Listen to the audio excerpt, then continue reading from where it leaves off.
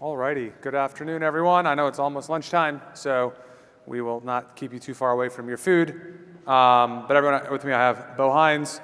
Bo is the Executive Director of the President's Working Group on Digital Asset Markets within the White House. Within his capacity, he works with David Sachs, who is the White House crypto and AI czar, to coordinate the White House's role of government and the whole economy and their approach to digital assets. Bo, welcome to Digital Asset Summit. Pleasure to be here. It's great to be here with you, Kyle. And not to be confused with the White House Digital Asset Summit that occurred 10 days ago. That's right. Awesome. Well, Bo, let's jump right into it. I think this is your first time at an industry conference since you started the role. So for those in the audience who may not be familiar with you, can we start with your background and just how you ended up working with the president on crypto policy? Sure. Well, I have a very unique background as it relates to this space. I actually played football my freshman year at North Carolina State, and I ended up playing in the Bitcoin Bowl, which was in St. Petersburg. That sparked my interest in cryptocurrency. Became a pretty avid trader after that, bought my first Bitcoin shortly thereafter as well. But it's amazing to see everything that this space has gone through, really in the face of headwinds. You know, I think this is the first time that we have tailwinds at our back, and the president is extraordinarily excited to capitalize on that. I ended up going to Yale, where I finished my undergraduate degree. I ended up going to law school at Wake Forest, where I studied internet and blockchain law, which was a new and emerging field in the legal space at that time. But shortly thereafter, I ran for Congress. Ended up falling just about a point short in my congressional race, which was a swing seat in North Carolina's 13th at the time. In North Carolina, we like to draw maps for sports, so those district lines have changed quite a bit over the course of the last few years. But alongside of that, created a growth equity firm with 4 other partners. And we specialize in the data tech and marketing space, but I stayed an active participant on the retail side in terms of investing in this space. So I've seen a lot of the challenges that you guys have faced. And I have empathy to the fullest extent, just in terms of what you guys have dealt with lawfare, with unfair regulatory practices. Everything this industry has been through has been different than other industries in the United States, and that's something that we're keen on changing. Awesome. So you've now been in this role for a little bit of time. Can you share with everyone here what exactly is your role? Yeah, so this is a new office in the White House, and this is something that we started discussing on transition shortly after the president's victory of how are we going to address this industry? How are we really going to change the practices between interagency that have been ongoing for the last decade and a half? And we decided that it would be best to create an office in the White House that dealt directly with this space. I mean, that's how fantastic of the work that you guys have done to propel the industry forward, really over the course of the last 4 years, in the midst of a very authoritarian, unfair Biden regulatory regime as it related to digital assets. But I got together with David Sachs, our AI and crypto czar, who's just a brilliant human being. Obviously has immense experience in digital assets. He's taken it upon himself to sacrifice a lot to be in his role. So it's an extraordinary opportunity to work with him, and I know at the White House we're very fortunate to have him. The president made a fantastic decision with that. But we started kicking up exactly what this was going to look like, and I think that we determined it would be best for our office almost to act as an administrator and or Sherpa between interagency activity, industry, White House policy, and really what's happening on Capitol Hill. I think that one thing this industry lacked for quite some time was having a vessel that could ensure that everyone was singing from the same sheet of music. I mean, there are differences of opinion in every industry, but this is really a coming of age for digital assets in the crypto space, and we wanted to make sure that we were shepherding that in correctly. We'll come back to kind of like y'all's role and how you interface with industry here in a minute. But first, I just want to touch on probably what I think is the most pressing question for entrepreneurs in the space. There are a lot of folks, still to this day who may look at very talented entrepreneurs who may look at crypto and just be a little skittish because they've just seen all the negative headlines in the last few years. And look, we still don't have legislation from Congress, although fingers crossed that's going to come soon. But in the meantime, before we get legislation, what assurances can you provide those potential entrepreneurs that the changes that are going to be implemented by the president are going to be real and sustaining and ultimately supportive of their entrepreneurial efforts? Well, I think we've made tremendous progress over the course of the last 8 weeks to deliver on the president's promises. He's promised this is going to be the golden age for digital assets. He's promised to make the United States the crypto capital of the planet, and we fully intend on delivering on those promises. He said at the summit this past week that he's going to make sure that we end any rules and regulations that undergird Operation Choke Point 2.0. That's already in process. We've seen what the OCC did a couple of weeks ago. I'll refer back to the day 3 executive order, in which the president created the working group, which is comprised of interagency actors and other White House offices. We have these landmarks. So we're past the 30-day landmark in which interagencies were supposed to do an internal review and/or audit of everything they touched relating to digital assets in terms of rulemaking and provide us with reports of those things. We've gone through those reports, we've compiled them, and now we're approaching the 60-day landmark on March 24th, where we're going to come together and they're basically asked to produce recommendations for us. That leads us to the 120-day landmark in the EO, in which we're supposed to provide a full report of everything that interagency actors are doing and what they can do to ensure that innovation in the space is protected and that we remove all the barriers from institutional adoption as it relates to digital assets. And I think that we're well on our way of doing that. It's just going to be a process, but one we want to move expeditiously on. I think the president's made that very clear. Yeah, I can just say, adding just a little color to that, our expectations on November 7th when we woke up were things would get better, and the work that, Bo, you and your team have done in the last 8 weeks is wildly exceeded our expectations. So very, very excited to see the continued rate of progress. Well, I'll just say to that, I think it's worth giving a shout out really to Hester over at the SEC and all the work that she's doing. We have Brian incoming at the CFTC, who's going to be phenomenal. Our partners over at Treasury with Secretary Bessent, they've just been phenomenal actors to work with. So I feel like we have a very unique opportunity and time to make monumental change as it relates to this space.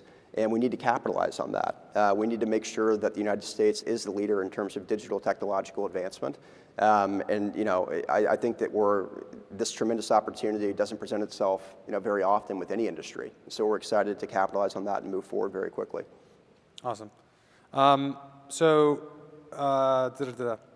Next up, what can we as an industry expect to see from Treasury, SEC, and CFTC in the coming months?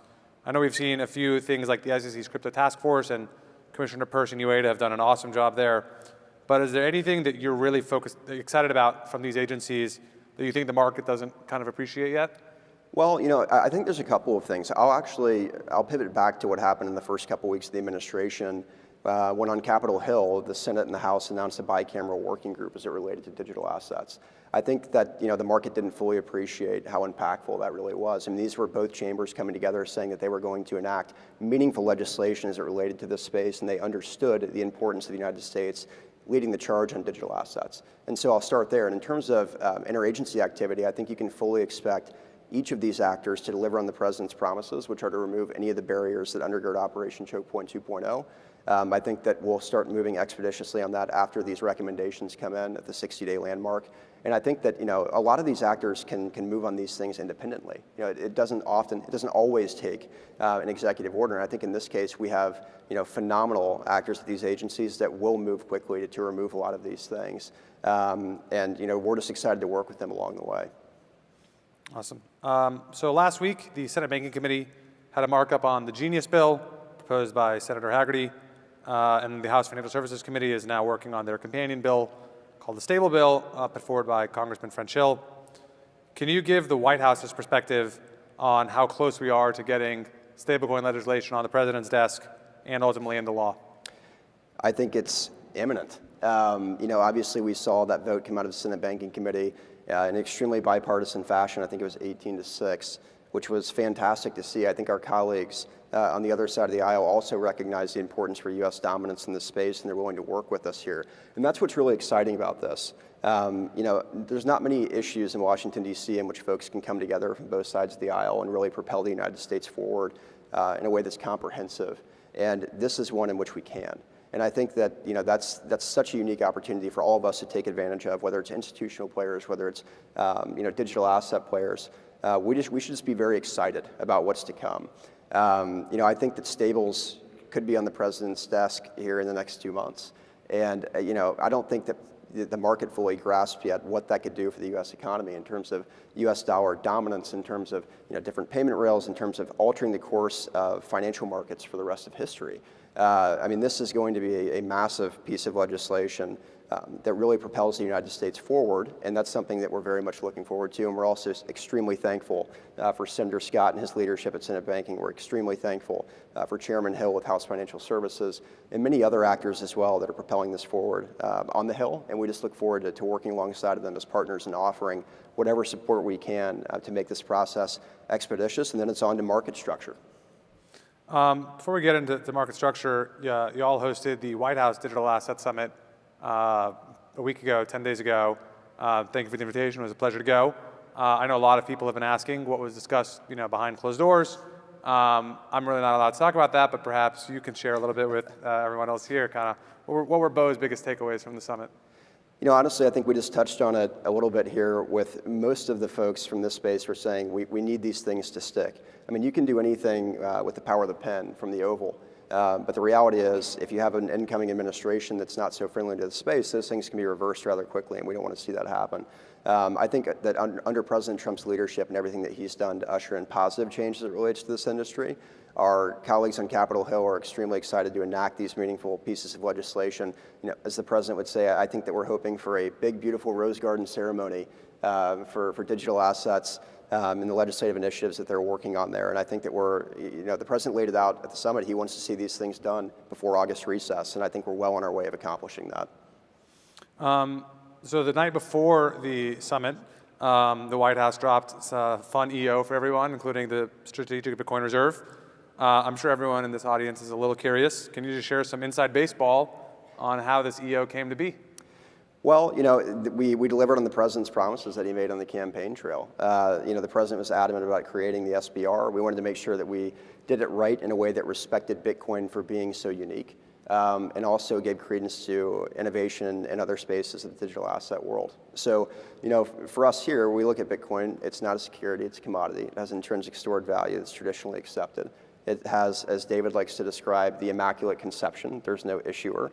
And that's why, as you saw in the executive order, we compared this to digital gold. It's something that's imperative for the United States to have, retain, continue to build on. And I think that's worth pointing out that the way that this is constructed, we talked about ways of acquiring more Bitcoin in budget-neutral ways that won't cost the taxpayer a dime.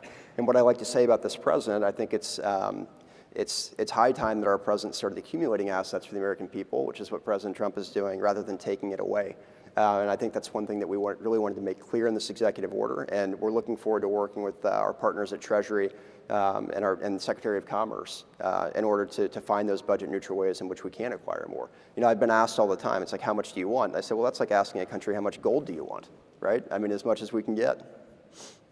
All right, so moving from Bitcoin to kind of the Digital Asset Summit, talking a lot about tokenization. Larry Fink likes to go on TV these days and talk a lot about tokenizing assets, tokenizing funds. So far, we haven't seen much of this for U.S. equities just yet. Are there any things that your team is thinking about that might be able to help accelerate this tokenization of traditional assets? Absolutely. I mean, we want to be on the forefront of adoption within every facet of the space. And I think that's one that could really revolutionize the financial markets for the rest of history. Just in terms of what access would be allowed for retail investors, institutional players. This is something that could invite, just an enormous crowd into the space that's never really participated before. We're working on that. I think that we'll most likely be addressing tokenization probably more in market structure than we would in stables. But these are conversations that are ongoing. We'll get with the working group, continue to talk about the best way that we can usher these new technologies in, and we'll find the right solutions. We have a lot of smart people in the building. As President Trump would say, we have a lot of high IQ people working on these different technological advancements, and I'm confident that we'll deliver the right results. Awesome. One of the things President Trump did very early on was repeal SAB 121. I think his was called SAB 122. That made it possible for banks to start getting involved in crypto again. What exactly do you think banks are going to do? Are they going to issue stable coins? Are they going to enable deposits? Other ideas, all of the above. But how do you all see traditional banking interfacing with crypto? I think it's really all the above. I mean, I think they also want to be on the forefront of adoption as it relates to this space. I've had TradFi folks banging down our door, asking us what our plans are, what the expectation is, what the timeline looks like. And it's not because they want to throw up roadblocks or hurdles. I think that they also see the writing on the wall in the way that this is moving. The system, at least in my opinion, has been archaic for a while, right? And this is ushering in new and positive change that allows the United States to lead the charge globally in terms of these innovation sectors. I think that there'll be tremendous participants, and I've said repeatedly, we can have these amazing pieces of legislation, but if we don't have institutional adoption, then really it's null and void, right? I mean, we need to lead the charge in terms of this institutional process, allowing these players to come in, find their roles in the space in a way that makes sense for their businesses. But I think there's a lot of creative people out there in the private sector that are going to find ways to integrate their systems into what the digital asset space is doing. Sweet. All right, getting into some more fun questions. What do you think is the most unexpected positive development you've seen that you could not have forecasted before starting? It's a good question. Honestly, I think it's the speed in which we're able to move in this White House. This is my first position in government, but I expected this kind of slow, minutia that we were going to have to battle through. And under this president's leadership, he's encouraging the experts to take charge, take the reins, and plow ahead. And that's what we've been able to do over the course of the last 8 weeks. I know that David is very excited to continue that progression. The president has given us his full support for this industry, and we're just excited to continue to usher that along. So I would say that fasten your seatbelts and hold on tight, because we're not done yet. The work has just begun, and we're going to make a lot more progress here in the next couple of months. What are the next major initiatives on your plate? Well, I think we've outlined most of them, right? I mean, if we get through the interagency rulemaking process, rid the industry of anything that undergirds Operation Choke Point 2.0, allow institutional actors to start interacting with digital asset firms in ways that they haven't before.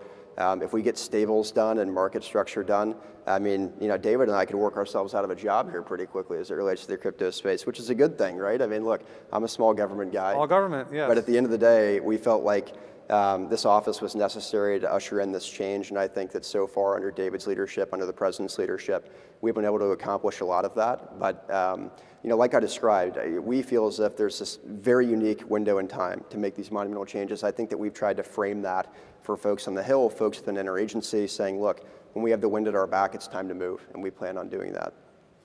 And then last question for everyone, or for you. A lot of people in the industry following this conversation follow kind of press from the White House and such, but they don't have a way maybe to get in touch with you. So what is the best way for industry to reach out and coordinate with you and your team? Yeah, please do. I think that I've created quite the reputation over the course of the last 6 weeks for taking quite a few industry meetings. And part of this is that, I really believe that the private sector knows best. This is something that you guys, live, breathe, and eat. I mean, we want to hear from you, especially as the legislative process matures. Please reach out to my office. I'm happy to connect with any of you. I'm happy to provide my email information to the Blockworks folks so they can share that along. But I want to engage. I want to be able to take what you're dealing with and translate it into something that's digestible or palatable for other actors that might not understand the space as well as the folks that are in it. And I think that's one of my responsibilities. And part of that is interacting with industry as much as I possibly can. And so I will continue to do that over the course of the next few months, and we'd love to hear really any thoughts, feedback, general concerns that you might have really as the legislative process matures and we continue to move through interagency. Awesome. Well, hey, Bo, thank you so much for being here. Appreciate your time. Awesome work y'all are doing. Thank you for helping make crypto truly great in America for the first time. Absolutely. Thank you, Kyle. Thanks.